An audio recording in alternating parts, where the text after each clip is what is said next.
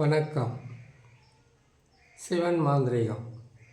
இந்த மாந்திரீக சேனலில் மலையாள பகவதி மாந்திரீக ரகசியம்.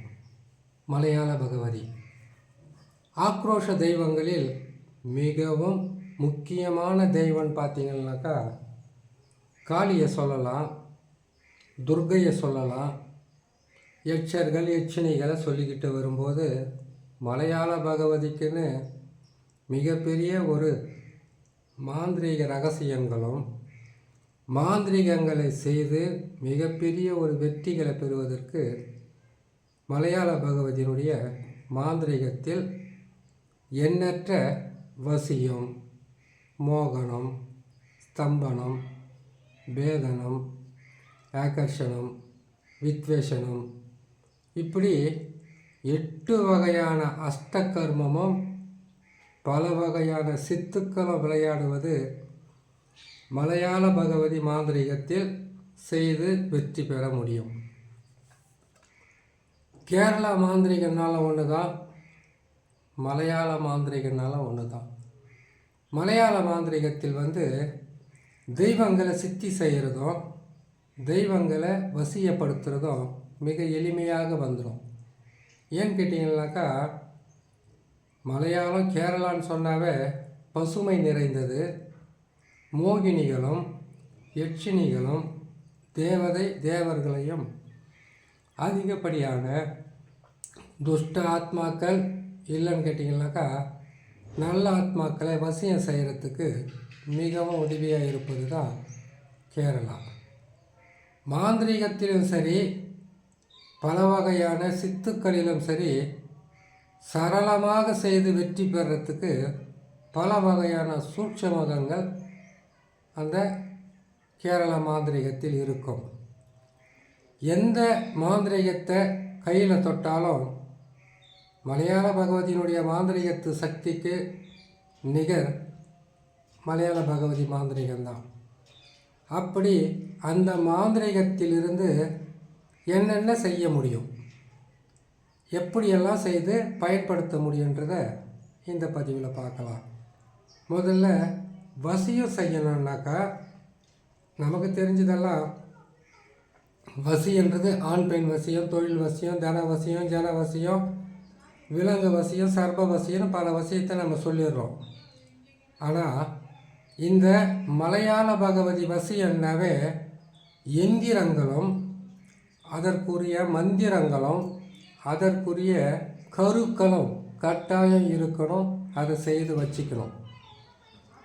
அப்படி செய்து வச்சுக்கிட்ட அந்த கருக்களையும் மையையும் ஒரு ஆண் பெண் வசியன்னு கேட்டிங்கன்னாக்கா, புருவத்தில் மைய வச்சாவே ஆண் வசியமோ பெண் வசியமோ ஏற்படும். அந்த மையாகப்பட்டது வசிய மையின்னு சொல்லுவாங்க. தொழில் வசியம் இருக்குது, ஜன வசியம் இருக்குது, ராஜ்ய வசியம் இருக்குது, ஆண் பெண் வசியம் இருக்குது இல்லையா?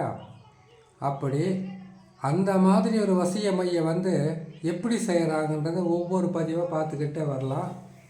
நானும் சொல்கிறேன், நீங்கள் கேட்டு பயன்பெறுங்க. இப்போது நாம் செய்யக்கூடியது மலையாள பகவதி மாந்திரிகத்தினுடைய ரகசியங்களில் 8 வகையான அஷ்டகர்மத்தையும் ஒவ்வொன்றையும் 8 பிரித்து செய்து வெற்றி பெறலாம். அதிலிருந்து நம்ம செய்யக்கூடியவர்களில் முதல்ல மலையாள பகவதி மாந்திரீகத்திலே முதல்ல கருக்களை உருவாக்கி வச்சுக்கணும். நான் எத்தனையோ கரு பற்றி உங்களுக்கு போட்டிருக்கேன். மாந்திரீகத்தில் எத்தனையோ மை செய்கிற மூலிகை ரகசியங்களும் போட்டிருக்கேன். இதை விட இன்னும் அதிகமாகவே இருக்குது மைகளை செய்கிறது. ஆனால் இந்த மலையாள பகவதி என்பது இந்த வசியம் செய்து நீங்கள் சாதிக்கணும்னு நினச்சிங்கனாக்கா, மலையாள பகவதி மாந்திரீகத்தை செய்யணும்னு நினச்சாவே நீங்கள் 8 அஷ்ட கர்மத்தினுடைய மையம் செய்து வச்சுக்கிட்டு தான் மாந்திரீகத்தை தொடங்கி நீங்கள் செய்யணும். இதில் வசிய மை செய்யணும்னா இதுக்கு பல வகையான மந்திரங்களை பயன்படுத்தணும், எந்திரங்களை பயன்படுத்தணும். கொஞ்சம் கூட உங்களுக்கு பிரச்சனையே இல்லாமல் வெற்றி தருவது எல்லா மாந்திரிகத்திலும் வெற்றி இருக்குது.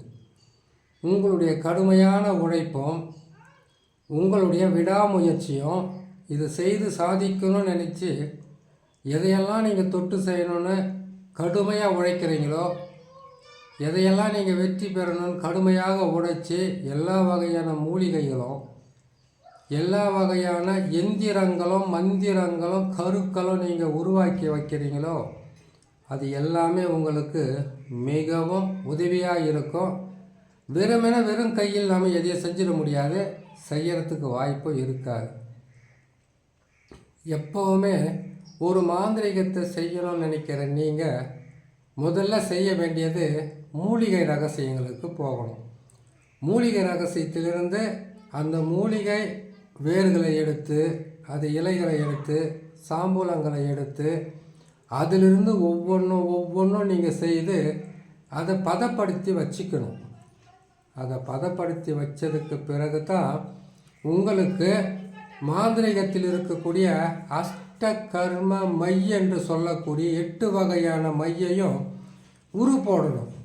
அது எப்படி உரு போடணும்னு கேட்டிங்கன்னாக்கா, ஒன்று அஷ்டகர்மத்திலே கேட்டிங்கன்னாக்கா 8 வகையான மையக்குமே துர்கை, காளி, சாமுண்டி, அது அங்காள் அம்மா, நாகாள் அம்மா, அதுக்கப்புறம் மாரியம்மன், எத்தனை தெய்வங்கள் உபதெய்வங்களோ ஆக்ரோஷ தெய்வங்களாக இருந்தாலும் சரி, இந்த மலையாள பகவதி மாந்திரிகத்தை நீங்கள் பயன்படுத்தணுன்னாக்கா மயானமும் அப்புறமா நீர்நிலைகள் இருக்கிற இடத்துல தான் இதை நீங்கள் பயன்படுத்தி செய்யணும்.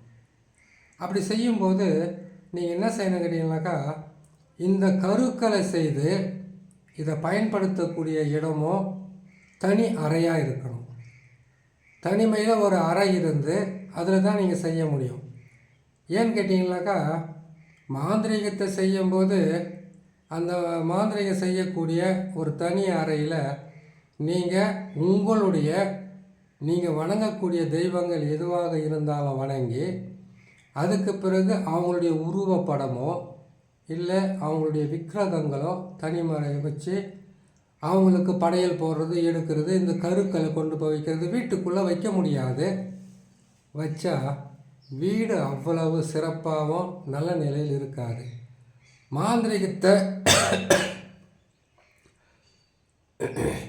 மாந்திரிகத்தை கையாளும் நினைக்கிற நீங்கள் ஒரு மாந்திரிகம் செய்யறதுக்கு நீங்கள் தயாராகிட்டீங்கன்னாக்கா, நீங்கள் எப்பவுமே தனிமையில் அமர்ந்து தெய்வ தேவதைகளுடைய பல வகையான மந்திரங்களை பிரயோகப்படுத்தணும், எந்திரங்களை பிரயோகப்படுத்தணும்.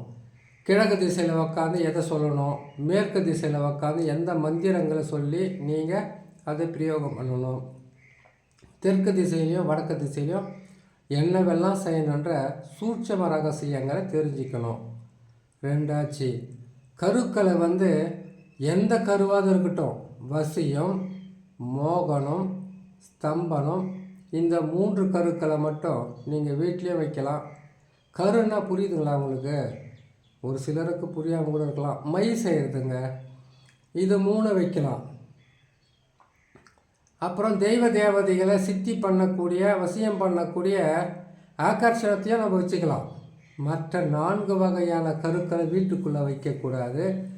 அது இப்படி பயன்படுத்திட்டீங்கன்னாவோ இல்லை நீங்கள் செய்துட்டீங்கன்னா உடனுக்குடனாக கொண்டு போயிட்டு வெளியில் எங்கேயாவது ஒரு இடத்துல போயிட்டு மறைச்சி வைக்கிறது உங்களுக்கு நன்மையை தரும். எதுக்காக சொல்கிறோன்னு கேட்டிங்கன்னாக்கா, இது அஷ்டகர்மம். இந்த அஷ்டகர்மத்தையும் நீங்கள் பயன்படுத்திட்டு அப்படியே வீட்டுக்குள்ளே நுழையிறது, அப்படியே பிள்ளைங்கிட்ட பேசுகிறது, சொந்தக்காரங்கிட்ட பேசுகிறது, இப்படி பேசுனீங்கன்னாக்கா எப்படி நாம் ஒவ்வொரு நாளுமே ஒவ்வொரு தெய்வத்தைங்களையும் ஒவ்வொரு மந்திரத்தங்களையும் நாம் பிரயோகப்படுத்தி சித்தி பண்ணுறோமோ, அந்த மந்திரங்களுடைய சக்தியும் அந்த மந்திரங்களுடைய மிகப்பெரிய ஒரு ஆற்றலும் சொல்கிறவங்களே சுற்றி வந்துக்கிட்டு இருக்கோம். அப்படி வரும்போது குடும்பத்தில் சில பாதிப்பை கொடுக்கலாம், உறவுகளில் பல சிக்கல்கள் வந்துடலாம். அதனால் ஒரு மாந்திரிகத்தை பயன்படுத்தணும்னு நினச்சிட்டிங்கனாக்கா, அது மலையாள பகவதியாக இருக்கட்டும், கேரளா மாந்திரிகமாக இருக்கட்டும், பகவதி மாந்திரிகம் மட்டும் மலையாள மாந்திரிகமாக இருக்கட்டும், இல்லை காளியாக இருக்கட்டும், எந்த தெய்வங்களை நீங்கள் வணங்கி மாந்திரிகத்தை செய்கிறதுனாலும் தனி அறை மிக முக்கியம். அதோடு சேர்ந்து 8 வகையான அஷ்டகர்ம மைய உருவாக்கிடணும். அதுக்குண்டான எந்திரங்களையும் அந்த எந்திரங்களை சுத்திப்படுத்தி அதை பயன்படுத்தக்கூடிய மந்திரங்களையும், அதுக்கு பிறகு ஒவ்வொரு வேலையும் செய்து முடிக்கிறதுக்கு உண்டான நாள் நட்சத்திரங்களை நிர்ணயம் செய்யணும். சர்வசாதாரணமாகவே எடுத்தோமா செய்தோமா முடிச்சோமானெல்லாம் வராது. ஒவ்வொன்றையும் ஒவ்வொரு மாதமும் ஒவ்வொன்றும் நீங்கள் பயன்படுத்தி ஒவ்வொன்றையும் நீங்கள் செய்து ஒவ்வொன்றையும் உங்கள் பக்கம் செய்து முடிக்கிறதுக்கு இதுக்கு பல வகையிலும் பல நாள் நீங்கள் உங்களுடைய உழைப்பையும் உங்களுடைய கடுமையான முயற்சியும் பயன்படுத்த வேண்டியதாக இருக்கும். ஒவ்வொரு பதிவை நான் போடும்போது சொல்லுவேன், மாந்திரிகம் செய்கிறது தவறில்லை, தவறு செய்யாமல் மாந்திரிகத்தை செய்ய முடியாது. தவறுக்கும் தப்புக்கும் பல வகையில் உதவியாக இருக்கக்கூடிய அந்த மாந்திரிகத்தை செய்யும்போது மிக கவனமாக இதையெல்லாம் செய்து ஒவ்வொன்றையும் பயன்படுத்தி வெற்றி பெறத்துக்கு உண்டான வழியை நானும் சொல்கிறேன், நீங்களும் கேட்டு பயன்பெறுங்க. ஒன்றாச்சு. ரெண்டாவது, இந்த மலையாள பகவதி மாந்திரிகத்தில் கருக்களை உருவாக்குறது எப்படி, எந்த நாளில் செய்து வெற்றி பெறதுன்றதை ஒவ்வொரு பதிவிலையும் போடுறேன். அதை கேட்டு எந்திரமோ மந்திரமோ கரு பிரயோகமோ அதுக்கப்புறம் ஏவல் பிரயோகத்தை பற்றி சொல்கிறேன், கேட்டு பயன்பெறுங்க. பொறுமையாக செய்யுங்க. கற்றுக்கும்போது பொறுமை வேணும், செய்து முடிக்கும்போது பொறுமை வேணும். நல்லதே செய்ய போனாலும் இந்த துஷ்ட தெய்வங்களோ இல்லை எந்த தெய்வமாக இருந்தாலும் தடைகள் கொடுக்கும், நிறைய தடைகள் கொடுக்கும். செய்ய முடியாத அளவுக்கு பிரச்சனைகளை கொடுக்கும். ஒரு வேளை நீங்கள் செய்துக்கிட்டு இருக்கீங்கன்னு கேட்டிங்கனாக்கா இதுலேயும் உங்களுக்கு பல பிரச்சனைகள் வரும். அதையும் தாண்டி தான் வெற்றி பெறணும். வெற்றி என்பது எளிதல்ல, தோல்வி என்பது முடிவல்ல. இரண்டுமே கலந்து வருவது தான் மனிதனுடைய வாழ்க்கையில் நடக்கக்கூடிய மிகப்பெரிய மாற்றம். எல்லா வகையான மாந்திரீகத்துக்கு உண்டான அனைத்து பொருட்களையும் சேர்த்து நீங்கள் வச்சுக்கிட்டு ஒவ்வொன்றையும் நாள் நட்சத்திரம் கிழமை பார்த்து செய்யும்போது தோல்வி இல்லாமல் வெற்றி பெறலான்னு சொல்லிவிட்டு இன்னொரு நல்ல பதிவில் நான் சந்திக்கிறேன்.